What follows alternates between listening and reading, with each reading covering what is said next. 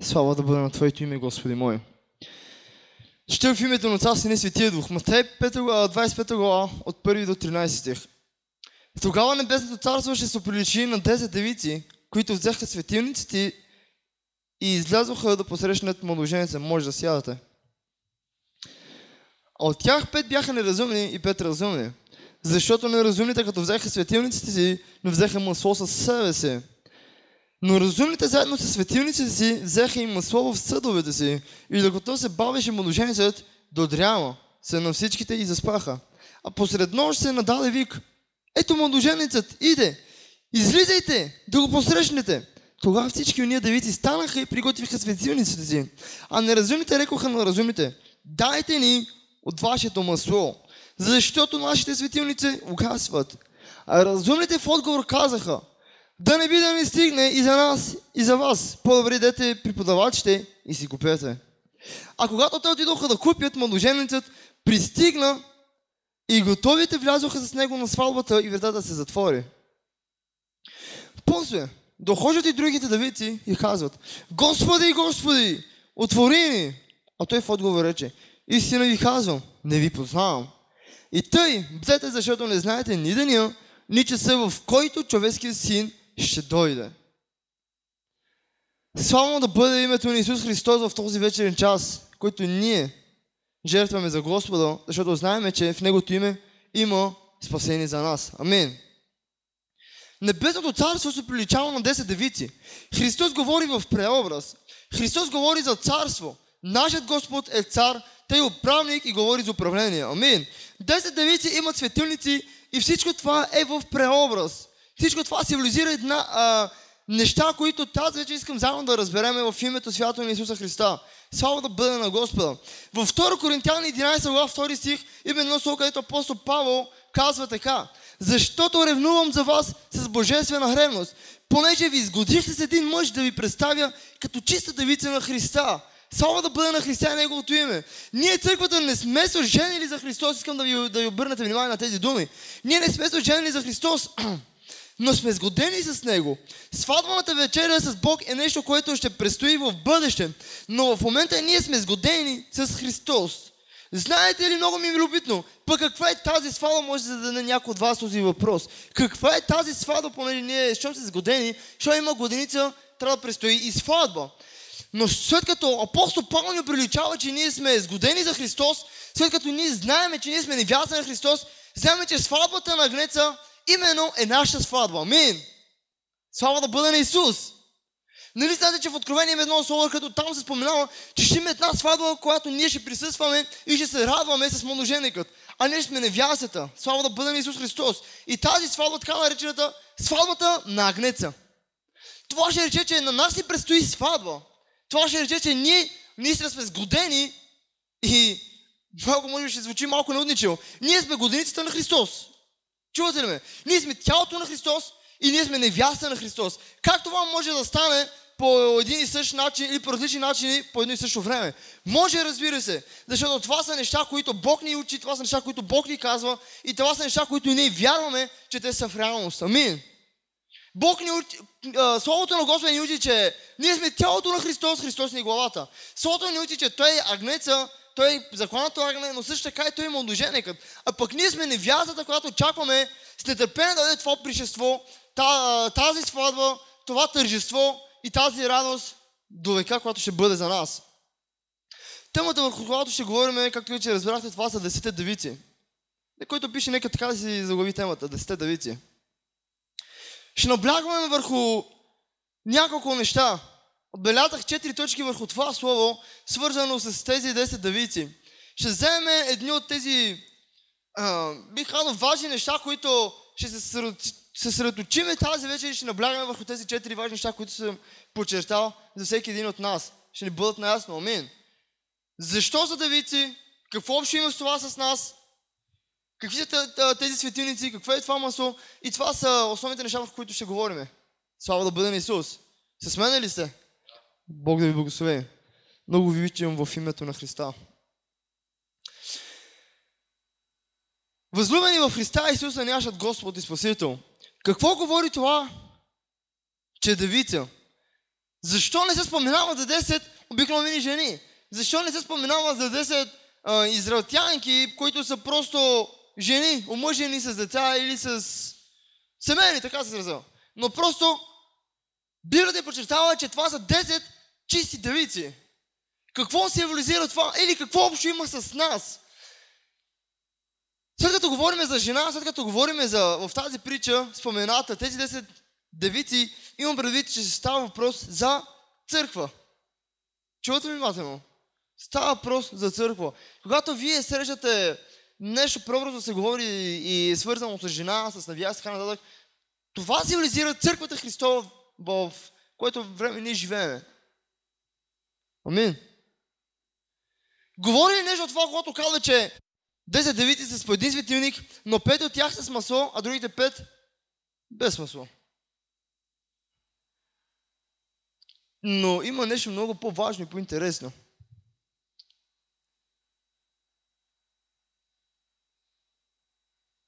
Разумните заедно с светилниците си взеха и масло в седовете си. И докато се бавеше младоженцът от дряма, се на всички изплаха. А посред нощ се нададе вик, ето младоженци да излизате да го посрещне. Тогава всички ние девици станаха и приготвиха светилниците си. А неразумните рекоха на неразумните, дайте ни от вашето масло, защото наши светилници угасват. Чувате ли внимание? Дайте ни ваше масло, защото нашето масло изгасват. По-нататък ще разберем всъщност какво искам да ви говоря с това нещо или какво иска самият Христос да ни покаже с тази притча. Знаете ли, че това е притчата на Христос? Тази притча самият Христос се говори.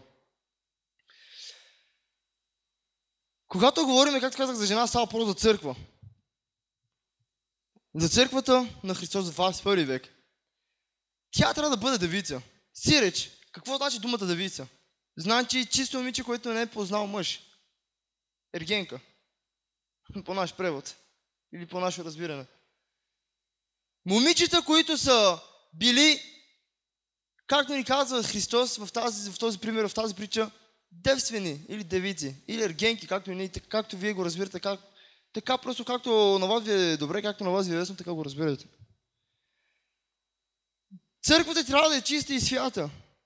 Амин. И как ще стане това? Не трябва да влиза в интимно взаимоотношение с Сатана и нито с служители на Сатана, защото тогава не е девица.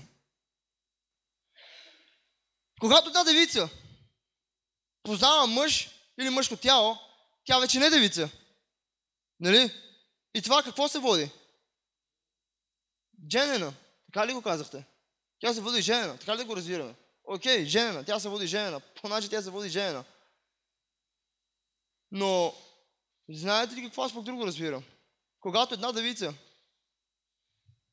е грабната от някой наш ергенин в нашия квартал, ние сме запознати с тези неща. Знаете ли как се води това?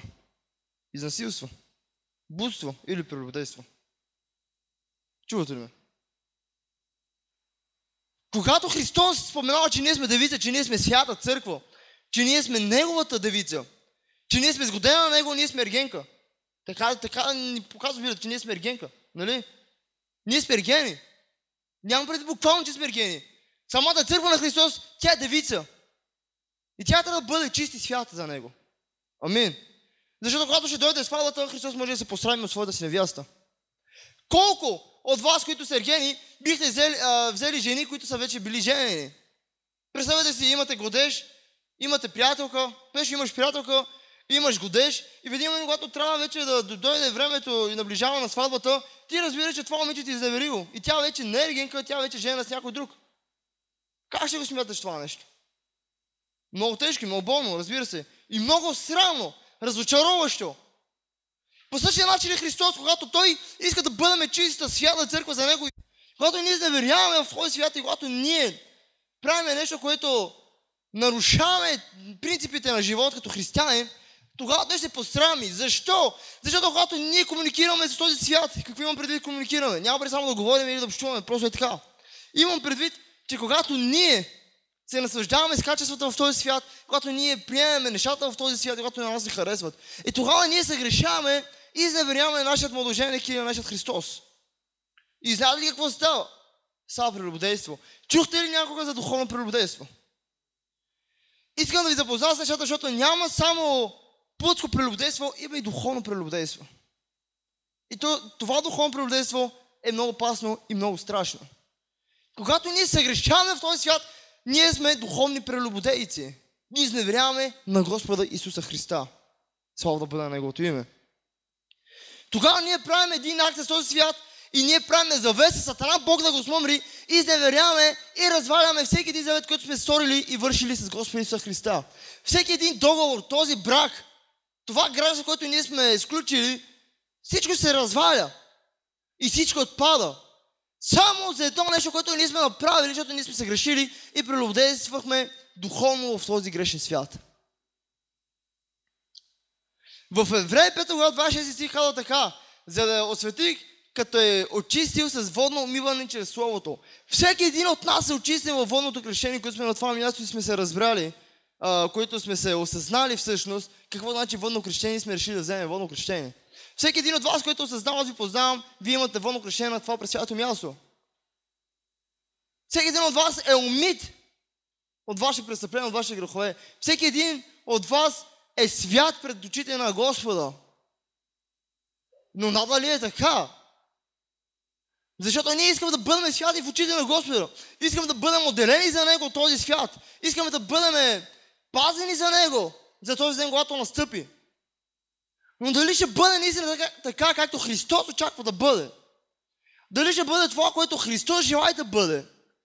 Защото никой добър мъж няма да приеме жена, която е развратна, която е блудница и която пострадва целият си дом. Именно по този начин Христос няма да желае такава невяста, няма да желае такова тяло да има.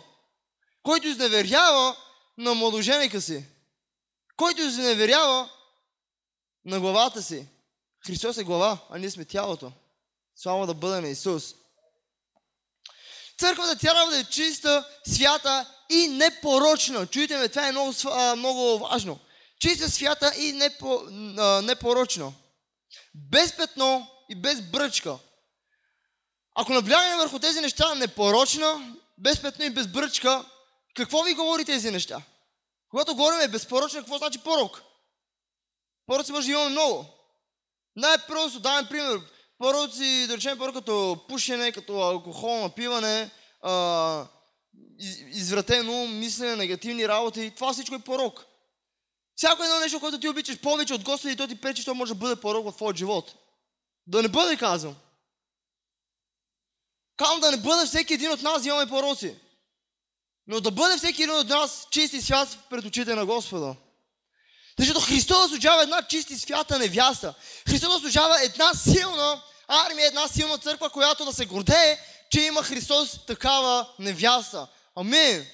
Когато ще настъпи този ден, Христос да казва: това е моята невяста. Да казва Христос: това е моята църква. Това е моето тяло.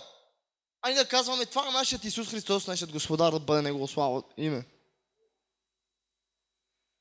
Когато ние говорим за петно и за бръчка, ако първо говорим за петно, петното символизира мръсотия, нали? Когато някой от нас е изцапан с петно, то говори, че той е изцапан и той е мръсен. Ако говорим в преобраз, както казахме по-рано, че това слово е преобраз, метафорично, петното символизира грях. Мръсотия. Ако ти си изцапан с това петно, дали някой би те искал? Ако ти имаш грозно петно, което посрамва очите и погледът на хората, дали някой би те приел? Толкова лично, толкова интимно. Христос иска да бъдем чисти, святи и непорочни, както казах, без петно за Него. Амин. Всеки един от нас, който имаше петно, имаше правото да си го мие в кръвта и в името на Исуса Христа. Всеки един, който вече се умил в името на Христос и е чист, не е нужно това да се грешава. Защото казвато, че по-добре да не бяхме не познали. Защото когато ние вкусихме от благодата на Господа, вкусихме от Неговата атмосфера, от присъствието, когато Той е с нас, от помазанието, което Той е вложил в сърцата ни и върху нашия живот. Знаете какво ние сме направили? Ние сме усетили нещо, което е, може би, много забранено за някои хора. Но ние понеже имаме привилегии, защото вярваме, че Господ е жив, Бог ни даде нещо добро. Слава на Исус. Искате ли да бъдете чисти пред Господа? Искате ли да бъдете святи пред Господа? Искате ли? Искате, сигурни сте. Направете го. Това не зависи от мене. Това не зависи от Господ. Това зависи от вас. Аз когато съм мръсен, много просто. Или желая да съм си мръсен, или желая да си измия ръцете, ако съм мръсен, или лицето му, или да си измия тялото, или да се скъпя така. Просто зависи. Къде ще съм мръсен и какво искам да направя аз. Ако просто ми харесва да съм умирисан, да съм мръсен, да съм с потни подмишлици и така нататък, и да бъда на приятна компания на някои приятели, понеже умирисах цялото място, това зависи от мене. И това е ненормално за човек в 21 век. Човек, който живее в такава цивилизация, човек, който живее в такава съвременен живот.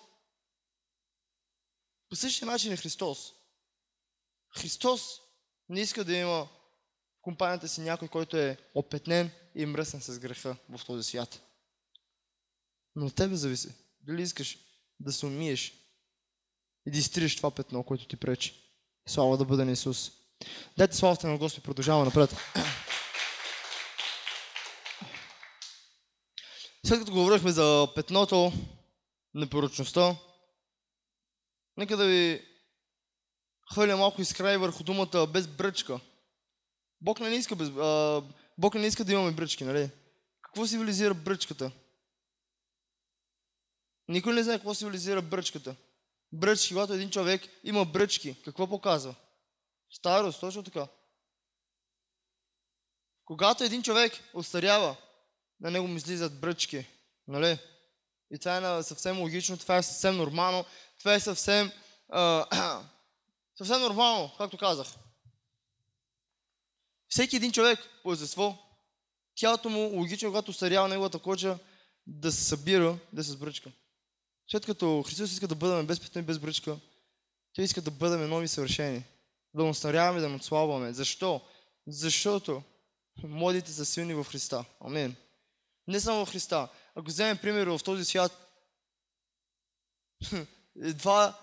стар човек едва би направил работа или едва би извършил работа, която един млад човек може да извърши. Ние уважаваме старите хора. Ние почитаме по-старите, по-възрастни хора. Но те са по-силни от нас в мъдростта и в разума. В нищо повече. Защото младите са по-силни, младите са по-енергични, младите са по-ефективни, по-пъргави. Христос иска да бъдем млада църква. Амен. Амен. Христос е този, който е мъдрият и ни дава разума. Но Той иска от нас да бъдем една силна църква, която да воюва напред и да побеждаваме. Слава да бъде на Неговото славно име. Колко от вас искат да бъдат точно с бръчка? Искате ли да обръчвате? Искате ли да старявате? Не. Нека да не остаряваме в духа, но да растеме в духа. Амен. Нека да се подновиме като орли, както казва Словото. Слава да бъде на Господа. Но не пък да си остарееме в плътта. Защото е нормално човек да остарее в плътта. Да стане като Шаба, ама по-силен от него и по-разумен. Отиваме към трета точка, където искам да ви говоря малко, да ви почитая за светилника. 10 девици, светилници с масло. Разбрахме какво значи девицата, разбрахме защо е девица, защо е млада. В Псалом 19 стои 5 и казва така: Твоето слово е светилник на нозете ми. Това оказва Давид. И веделина на пътеката ми. Някой от вас обръща ли внимание на думите, които прочитам? Твоето слово е светилник. Върху това наблягаме. Светилника символизира Словото на Господа. Чувате ли ме? Колко от вас цените Словото на Господа? Доста. За да бъде истина и реално това, което вие говорите. По този начин, ние разбираме, че светилникът е символ на Божието Слово. Словото на Бог е светилника за нас, а ние знаем един светилник за какво служи. Не може да ходиш, ако пред тебе е тъмно и мрачно. Съгласни ли сте? По същия начин в нашия духовен начин на живот.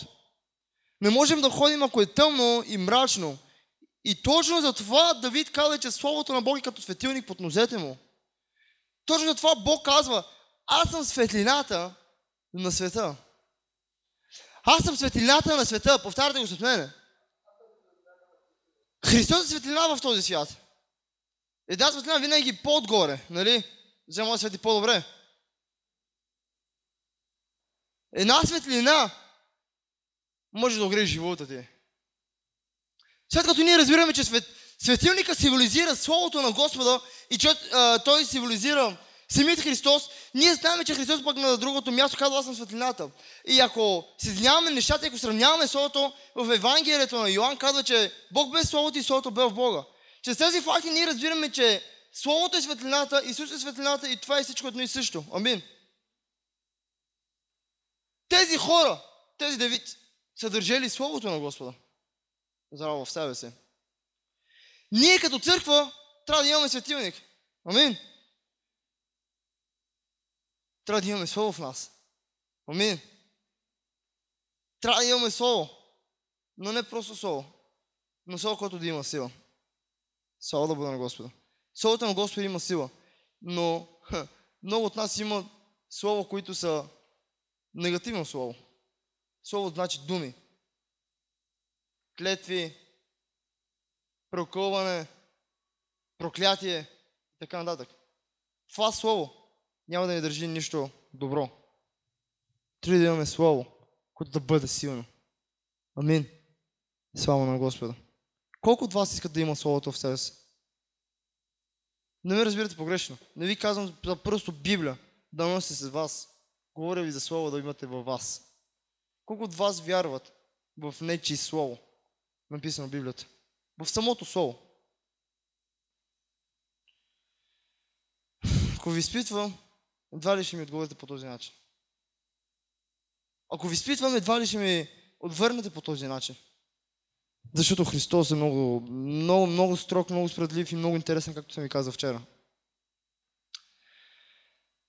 Да не задържам, понеже е силно времето, силно гори слънцето, искам да ви подчертая и последната точка, която се говори за маслото. Имахме девици, имахме светила, имахме и масло в това светило. Знаехме какво значи девицата, знаехме какво значи си светилника. Нека сега да разберем какво значи маслото. Я да ми поправите малко или да ми помогнете по-точно. Какво е маслото според вас? Молитва. Някой друг. Словото казахме, че беше светилник. Помазание. Маслото е сила на помазание, защото всеки може да има Библията в ръката си, чуйте ми внимателно. Всеки може да има знанието, но не всеки може да има помазанието, което Бог дава. Чувате ли ме? Всеки да има Библията в ръката си, всеки може да има да чете, всеки може да знае и да запомни стихове, но не всеки може да има помазание. Именно за това тези 5 девици имаха светилници, но те бяха празни. Нямаше масло в тях. Искате ли да имате светилник, но да няма масло в вас? Да не бъде. Защото тогава ще имате точно това, което казах по-рано. Слово, но не с помазание. Това слово може да бъде негативно. Или празно. Нека да имаме слово, което да бъде истинно, да бъде силно и да бъде под въздействието и под предизвикано от помазанието на Бог. Амин. Да бъде придружено от помазанието на Бог. Защото е Бог този, който дава помазанието. А човека просто може да си има знанието. Има много вида проповеди. Има проповед от знание, има проповед от учене, има проповед от слушане, има проповед от помазание. Ако вие искате да имате слово, искате да имате помазано слово, това слово да бъде придружено с помазание. Защото иначе нищо няма да стане. Иначе нищо няма да стане. Чувате ли ме? Нищо няма да стане. Христос ви обича. Нека Господ Бог да ви благослови. Нека се изправим, нека се помолим за това, което Бог ни даде.